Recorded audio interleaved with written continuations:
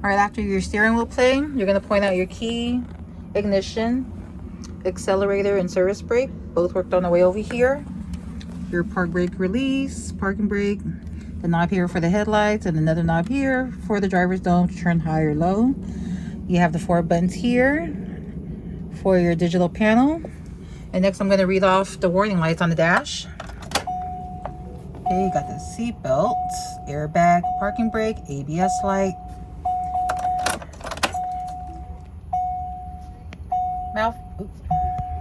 malfunction indicator, engine oil, traction control. You have the battery, anti-lock, and traction control again. All right, after that, you're gonna do your tachometer. Okay, and after reading all the dash lights, I'm gonna turn on my bus, and I'm gonna read my gauges. First is my tachometer, and to check my tachometer, I want to press the upper left button until tachometer shows up in my digital panel. Okay, so right now the tachometer is idling at 500 RPM, and I'm going to step on the accelerator. Okay, and my tachometer works. This is my oil pressure gauge. Normal range is 30 to 40 psi, and the lines are in increments of 10. And right now it's reading at 30 psi. This is my engine temperature gauge. Normal range is 190 to 215 degrees. Once it gets to 215, you want to turn on the heaters to cool it down. And if that doesn't work, you want to safely pull over and call shop. The lines here, the increment lines are 100, 127, 155, 182, 210, and then it continues on in increments of 10. It normally operates at 210, and right now it's reading at 210. This is my voltmeter, and normal range is 12 to 14. The first line on the voltmeter is 9, third line is 12, fifth line is 14, seventh line is 16, and ninth line is 19, and right now it's reading at 14. This is my fuel gauge. It's on full right now. We're pretending it's full, guys.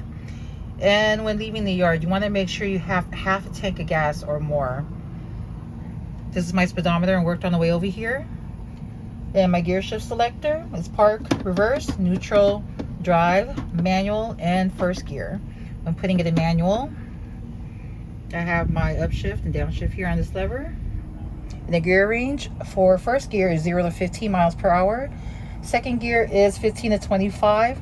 Third gear is 25 to 35. Fourth gear is 35 to 45. And fifth gear is 45 to 55.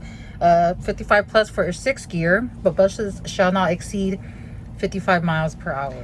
So right after reading your gauges, we're going to go straight to the switches. We have fan speed, AC and heater. Okay, we have the defrost, which can go high and low. Okay, that works. Okay, driver's heater can go high and low. That works. And the AC can go high and low, and that works. Okay, you have the hauling, the AM/FM radio, charge port, traction control. You have the PA, which isn't there. I don't know why I mentioned that.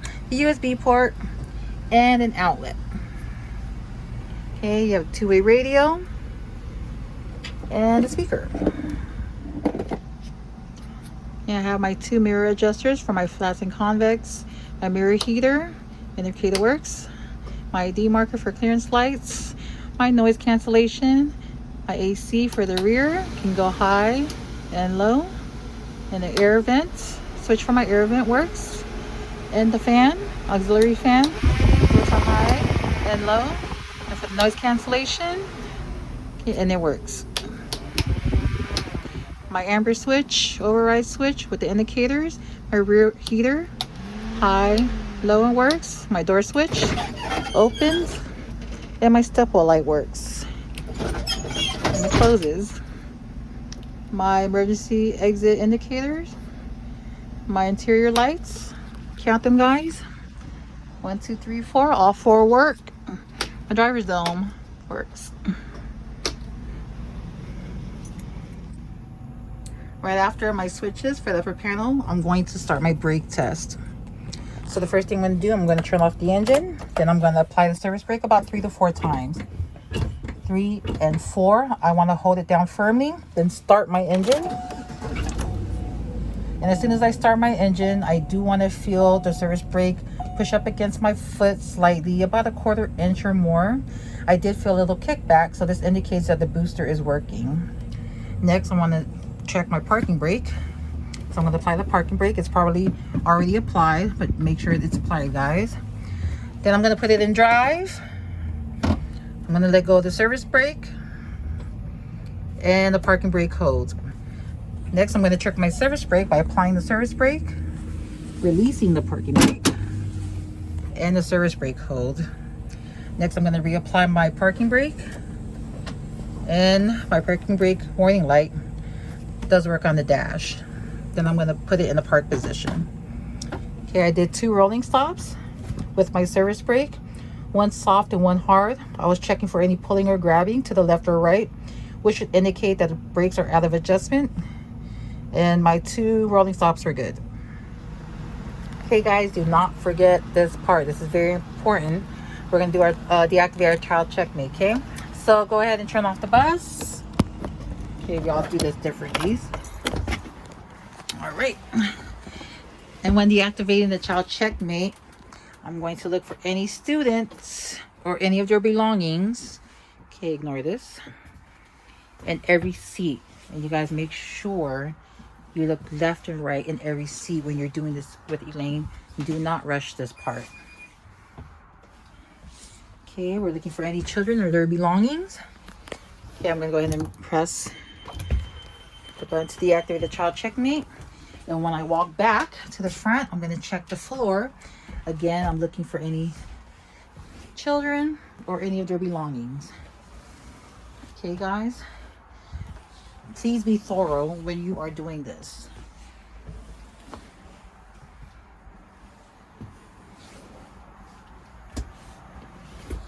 Okay, and everything looks good. And this concludes my pre-trip.